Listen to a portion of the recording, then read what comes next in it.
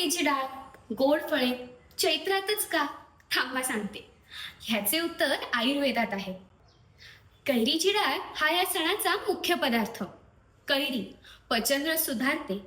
हरभऱ्याची डाळ ही हलकी, पचायला सोपी आणि अग्नीला संतुलित ठेवते. आणि फोडणीतील मसाले ते अग्नीला प्रज्वलित करतात. अशी ही कैरीची डाळ आपलं डायजेशन सुधारते आणि कफ कमी करते.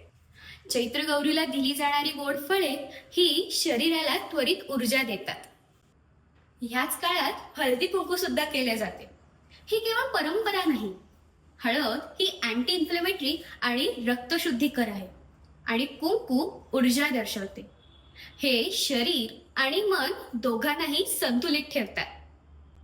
चैत्रगौरी स्त्रियांचं एकत्र येणं, हसणं, बोलणं, संवाद हे इमोशनल डिटॉक्सचं काम करतं.